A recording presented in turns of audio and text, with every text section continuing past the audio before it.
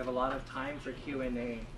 You're here talking about colonization and being very careful about honoring the legacies of specific groups of people, but you didn't bother to say that those forcibly sterilized African women are, in large part, in fact, Ethiopian Jewish women who are very angry at the racism of Israel, but who nevertheless want to be in Israel. The fact that, because that's how they're conceptualized in Israel's colonial mentality, right? The distinction's not there. I would argue that the very fact that these Ethiopian women identify as Jewish, right, and are still treated in such a way merely highlights the racist disposition of the Israeli state rather than in any way mitigating it. You said that there are some people who are invested in conflict in the Israel-Palestine region, and maybe even perhaps today in North America.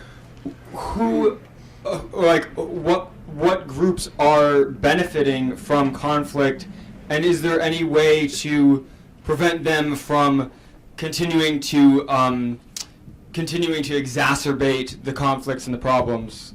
Yeah. Okay, thank you. We all heard, right? Okay, you got to understand, people are benefiting from a system, all right? They don't want to see the system change for the mere fact that they're getting along just fine. That's not necessarily a universal, reality, but it's close enough to one to where we can speak to it as a reality. And I would argue, really taking my cue from a lot of Frederick Douglass's analysis almost 200 years ago, that the primary reason that injustice can be maintained is that because somebody is benefiting from the existence of that injustice. So in this case, I would say, arms manufacturers, politicians, for lack of a better phrase, the 1%, or maybe even the 20%. It's a way of maintaining a particular sort of power that they possess and cherish. They can justify it or not justify it. In this case, they very often don't even have to. And also, just something to think about, it's a phrase that sounds funny at first, but it really makes sense when you think about it. The psychological benefits of inequality, right? They're huge. For so many centuries, decades, I don't know. White folks in the United States have benefited from from being the architects of ancient Egypt. Right, and I'm serious. They've benefited psychologically, right, by being the descendants of Jesus. They benefit. This benefits in all kinds of ways. You got to understand, when you are raised in an environment in which your history is largely erased, or at the very least marginalized, right, then you have to work even harder, right, to develop a particular sense of pride that comes along with notions of historical achievement, right? You're being erased, basically. You're being erased, and it's all too easy for members of the majority population, right, to strut about as if everything they've achieved, right, has been based on this notion of merit and an equal starting ground, and the psychological benefits can be extraordinary. And I would see that as a form of benefit in Israeli in Israeli colonization. I've heard enough discourse from Israeli commentators, which I'll say, of course, is varied, right? And they have very sophisticated forms of political critique in Israel. But there's a certain strand of discourse that is nothing but patting oneself on the back, right, for having the biological advantage of being born into the proper tribe. Right, and fully expecting, right, or fully justifying, right, all of the benefits that accrue from living in a political system in which you're systematically advantaged. The same thing happens in any dynamic in which there's a majoritarian population with built-in legal advantages or economic advantages over a minority population or over groups of minority populations. And to bring it back to North America, if we want to talk about benefits, there would be no pharmaceutical industry as we know it without the wisdom of indigenous peoples, without the theft of traditional medicinal practices in indigenous communities all over North and South America, right? There would be no oil industry, as we know, without the forced removal of indigenous communities. I'm not talking about 200 years ago, I'm talking about within the past 5 years, right? There would be no corporate duopoly, right, in American politics. There would be no plutocracy, in other words, right, without the direct oppression by multinational corporations of indigenous communities, not only in the Western Hemisphere, but in South Asia, Sub-Saharan Africa, and elsewhere. So the investments that people have in colonization they're extraordinary, right? And they can be extraordinarily lucrative. But even if you want to take economics out of it, they can be extraordinarily comforting to the psyche of the oppressor at the same time. You know, maybe that's why when all it takes sometimes is for the display of a Palestinian hatta somewhere on campus, or the kafia. There's got to be one here, right? Okay, so yeah, one of those, right? You put one of those on campus, right? And this happens all the time, all right? And a lot of pro-Israel students go batshit over it, right? Oh my God, I feel so unsafe. I feel so threatened. I feel so uncomfortable. I'm absolutely not kidding, right? And I'm not trying to be an asshole, right? This is the response. So what is that if not a deep psychological and emotional investment in your majoritarian identity and an absolute psychological and emotional unwillingness to confront the reality, right, that there's another people that has claim to this particular land. You know, so the benefits can go on and on. He just reminded me of an experience that I had at the College of Staten Island and CUNY. I was standing in a group with a bunch of other students. As SJP, we were all like Palestinian Muslim women in that circle and just talking amongst ourselves. We were all also wearing the kafia, which I held up earlier, and wearing all black in mourning for the Nakba. In memory of the Nakba, which was May 15, 1948, when 750,000 Palestinians were expelled from their homes. And a professor came up to us, put his hands up, and said, "Don't shoot me. Don't shoot me." That's what he said to us. And he's, middle-aged, white, tall, big guy, and he's coming up to a bunch of, female students and saying this simply for wearing this hatta, this kafiyah, on my neck, a symbol of identity. And when I complained to the administration, they really made me feel like I was making it a bigger deal, that I was taking it out of proportion. And as a Palestinian student to this day, I just don't feel safe in that environment, and I don't feel like I can express myself politically, because even if I do, I know the administration won't have my back. And just, of him mentioning the kafiyah just brought back that memory, and I just wanted to share it Thank you. because it happens here in New York City, Thank you. Thank you.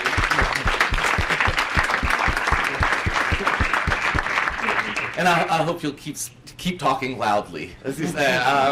I want to add just a quick anecdote of my own to that, if you'll be kind enough to indulge me. That when I was a graduate student, I remember I was a graduate student when 9/11 happened, and so it happened on a Tuesday. I still remember that, and so I skipped classes on Tuesday and Wednesday. I just skipped classes for a lot of reasons, but I suspect that a lot of us skipped out on our obligations that week.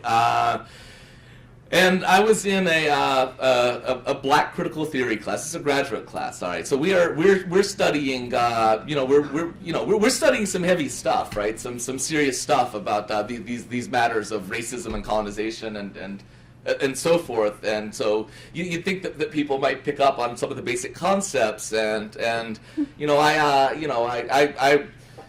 show up at class the next week, and somebody tells me that they had a conversation, oh, where's Steve? And Steve's not here. And then one of the kids piped up, maybe he's off somewhere killing Jews.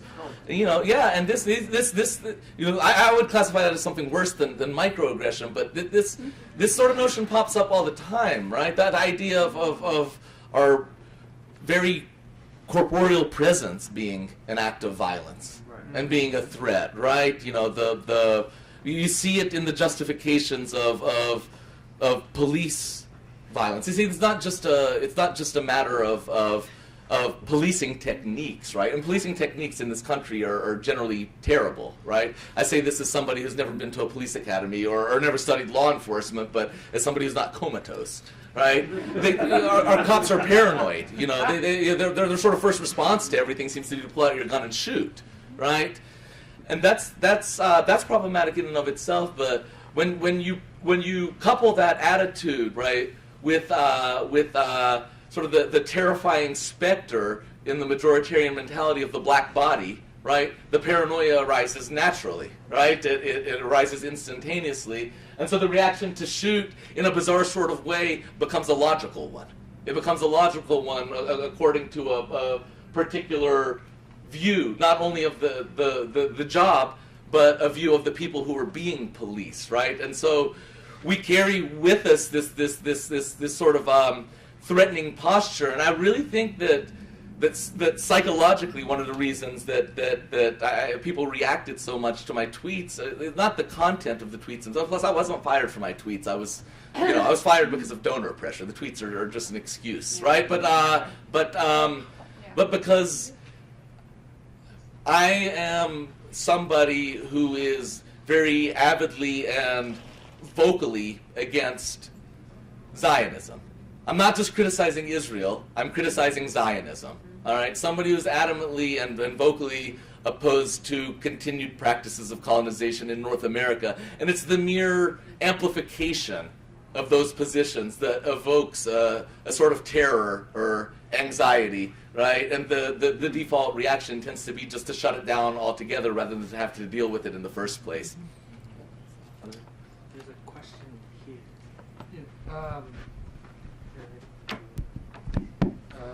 So I was just gonna. So I'm in the NYU SJP chapter, and we've also been dealing with a lot of far right, like Zionists, coming onto campus and aggregating. Last year we had whatever.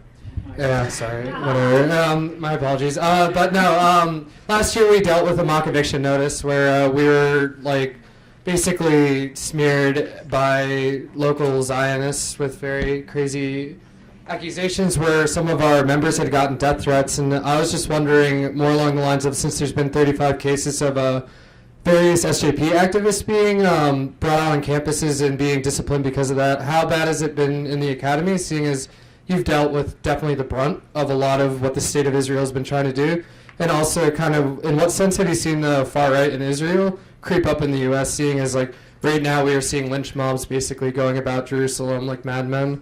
And so, I mean, if you're, to whatever you feel comfortable disclosing, would be really nice. Sure.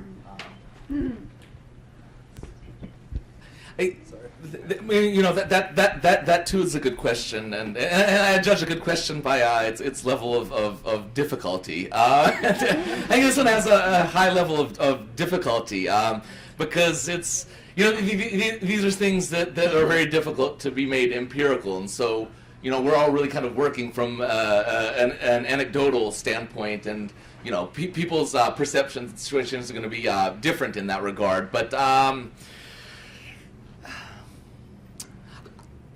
I don't know how much of this sort of behavior can be fully attributed to the rise of the right in Israel or in the United States, for that matter.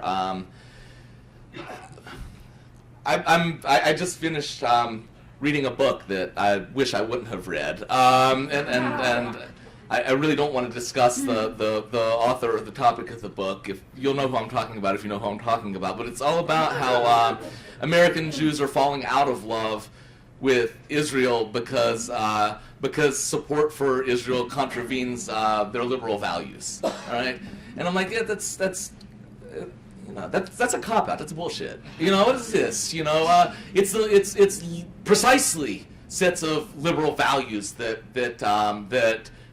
feed into forms of colonial violence that we see in the U.S. and Israel. So, you know, whatever the far right can and cannot get away with, or however much power it manages to accrue or not, I still think that we need to locate our analysis, right, on what seem to be the more reasonable spaces of the political spectrum, because it's in those spaces very frequently where the discourses of colonial violence are inscribed and where they constantly get recycled. So, you know, and where they very often find their most powerful expression, right, through the context of this sort of humanistic multiculturalism, right, and we can see how American racism very much articulates itself through structural racism in the United States articulates itself through you know, kind of disengaged notions of dialogue, right, and disengaged notions of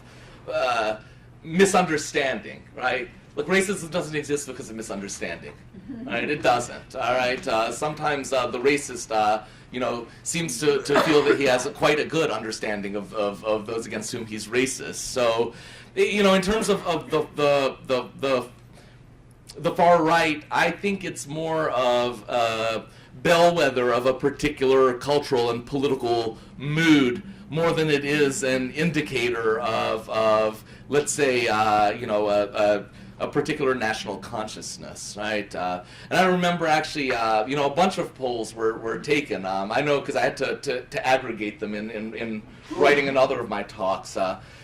During Operation Protective Edge, right, I think I'm getting the numbers correct, that 3 to 4% of Israelis polled, and this was 2 different polls, said that Israel's response was excessive. All right, and it wasn't even framed as they opposed it necessarily. It just found the response excessive. 46% of Israelis polled found Israel's firepower to be inadequate. You know, so in the face of these sorts of numbers, I don't know how willing I am really to parse between liberal left and extreme right when on so many fundamental issues they appear to be in agreement, and even if the disagreement has any substance to it, right? That substance doesn't mean a damn thing to the people sitting in Gaza who have bombs falling on their heads. You said when you were describing the sort of naturalness of violence, conflict, as just what happens in settler colonialism and not something surprising, you were saying that the solution to it is to stop colonizing, and then you said, and to create a democracy. And I just wonder if you could talk a little bit more about that. One of the things that's so exciting and sort of like a relief, I guess, about Indigenous studies is the idea that we could think beyond the models that we have. So I'm just not necessarily looking for like what the outcome should be, but like if we're imagining and making some more space for ourselves to think, you know, what can we imagine? Thank you.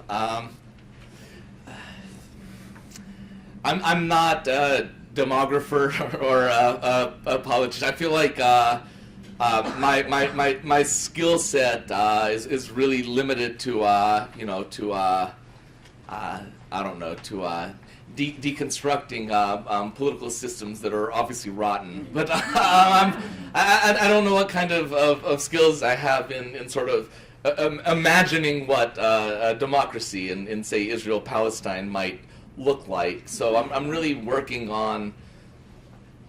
from a set of basic principles, and those basic principles are that when you organize as an activist, or when you set out to do work as a scholar or as a journalist or whatever, that you put aside notions of what's realistic and unrealistic. Right? Notions of what's possible and not possible are deeply invested in the first place in a particular sort of majoritarian logic, right?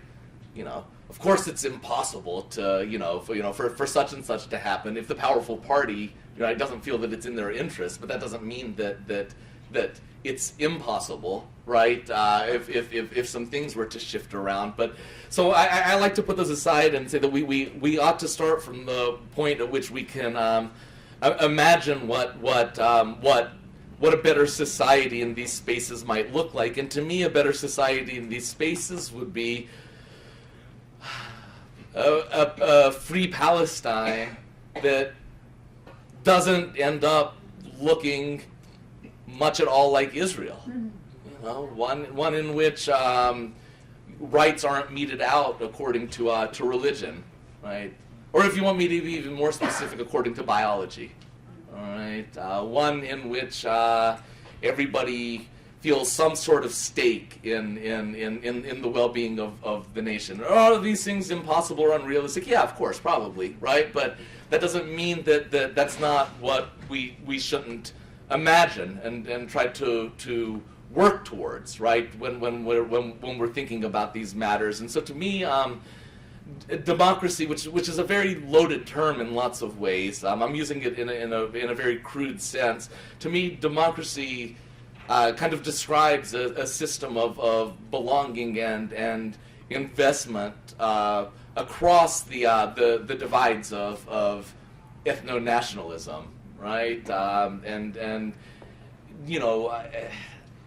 I have a very difficult time trying to figure out, what would need to happen, what would be this. But again, I think as you pointed out, these are things that as scholars and students, writers, human beings who care about such things, these are matters for us to imagine, right? And they're matters for us to work towards, right? Above and beyond the strictures of political realism that tell us that suffering and injustice are simply inevitable or a part of human nature. Because again, that idea of human nature inevitably arises from people who aren't suffering. Right? So I know I'm probably not answering your question well, but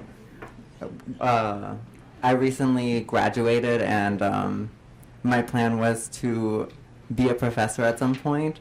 But seeing your story, it seems like there's no way that you can have radical politics and be in academia. Like, you have to be an accommodationalist, and that's not radical.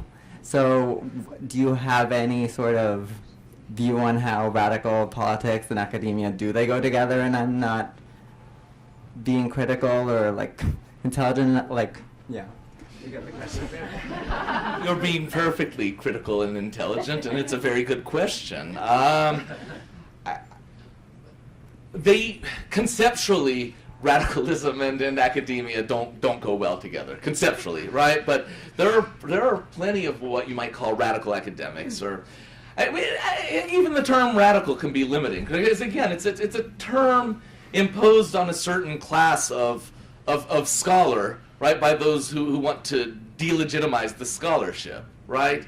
Like, I don't consider myself a radical necessarily, right? In many ways, I consider myself a pragmatist. I try my best not to hew towards any one political identity, right? If anything, maybe indigenous, right? And that's that's one that that is very specific to my field, but there is always room in academia, or should be room, for people who want to critically engage, ask difficult questions, even if those questions make other people uncomfortable, do the sort of scholarship that actually engages the communities that scholarship affects.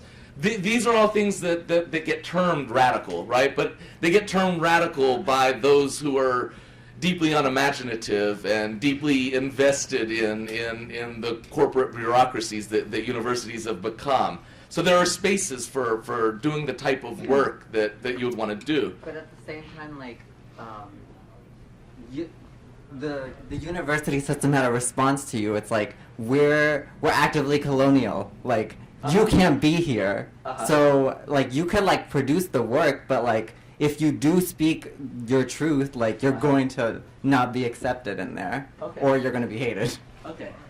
Yes, it's true. The university had a response to that, right? It's true. It's true. They got rid of me, but they didn't really get rid of me. And I would say that we had a response to the university, right? Yeah. I mean, Yeah. you think we had a response to the university, and I think all the people who had this sort of response to the university would be conceptualized by the university administrators as radical in some way, even though we probably have profound disagreement on all kinds of things, even if we situate ourselves in the same broad political category. You see, and I'm looking around the room, and I know plenty of people personally who are doing radical scholarship, right? And not only can it happen, but it has to happen if we define radical, as I am in this instance, as a type of scholarship that is intent on doing something other than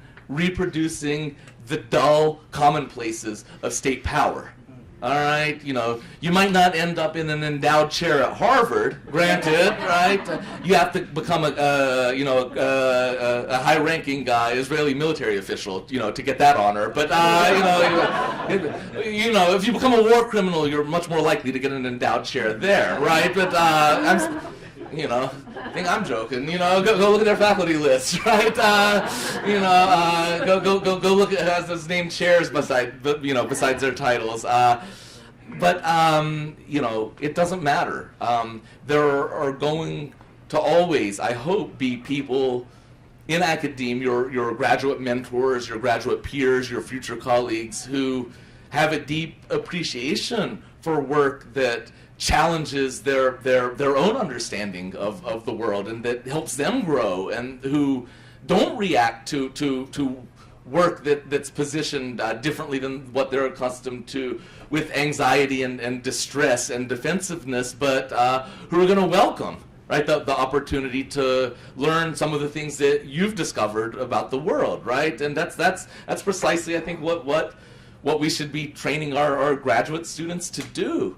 Produce some scholarship that shocks us, right? Produce some scholarship that makes me think twice about my own received wisdom about the world. That's what scholarship should do. And if there's no place for that type of thinker in academe, then there's no point in having academe.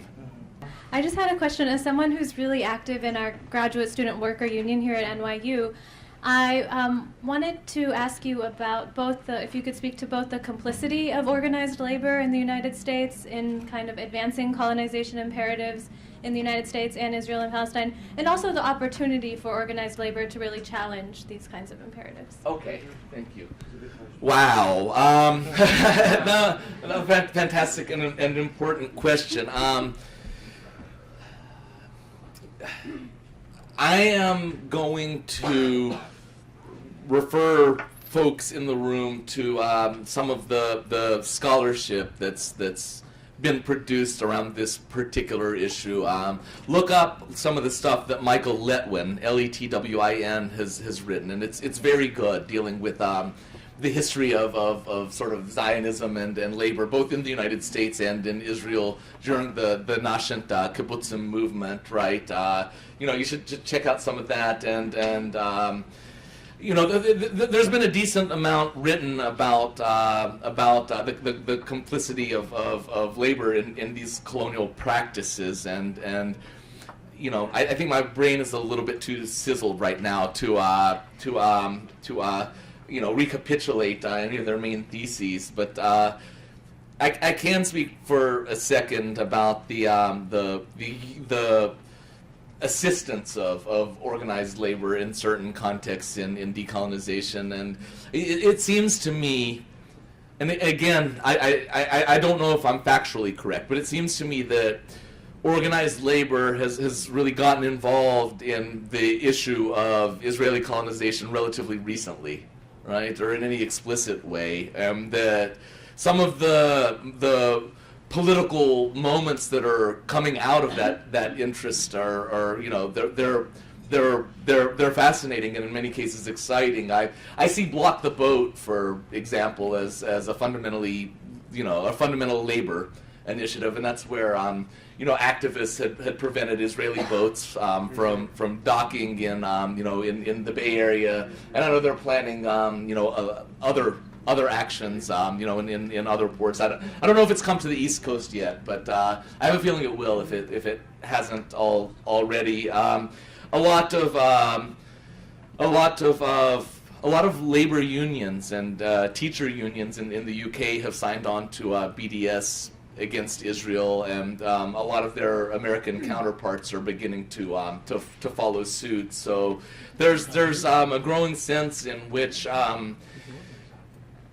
accurately, I believe, in which the profound investment of wage busting, labor union busting corporations in the Israeli economy is being seen as a matter of interest to American workers and to American unions, and I hope it keeps up. And then we'll take our final question here.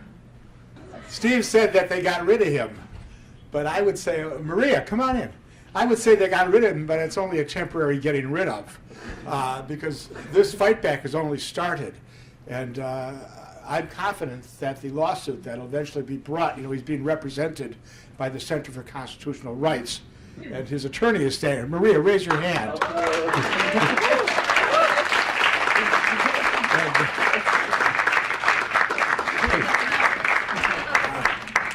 Perhaps you'd like to come up and give in a nutshell what's going to happen?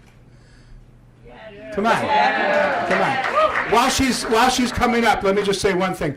I have a radio show called Law and Disorder with Michael Ratner and Heidi Bogosian, and we're going to interview Stephen. It'll be broadcast next Monday at 9 o'clock on WBAI 99.5. So if you want to hear more of Stephen, and I sure do, tune in. But Maria LaHood is the senior attorney at the Center for Constitutional Rights. She's one of a number of lawyers that are representing, and Stephen's going to prevail on this. And then I have one question of Stephen also, and that's, what's your website so people can follow this and come and support you? But Maria, give it a nutshell, will you, what's going to happen? Well, thank you. Sorry to jump in. No, you can see here what a wonderful honor it is for CCR to represent Stephen and how wonderful he is. Yesterday we filed FOIA litigation in Illinois. We had sought records of the emails from and to administrators around Professor Salaita's firing. We didn't get them, so we sued yesterday. We are preparing also for litigation around his termination. So, I mean, that's where it stands right now in a nutshell. And you can get more information about at least the case and the legal work at ccrjustice.org. Okay. Well, thank you, Maria. That's why I keep looking over there, by the way. I keep waiting for them to be like, and so, yeah, but Give your website so people can look it up and see how to support you. I'm embarrassed that I don't have a website per se, but there's a Support Salaita Facebook page that everything that's possibly happening around this case is there. So please visit it if you're so interested, and I'm very glad that you got to see the folks from the Center for Constitutional Rights, because that's an extraordinary institution in American society with extraordinary people working for it. Really, that's the spirit of Americana that we should strive for, rather than the mythologies of conquest. Thank you, everybody. That's an honor.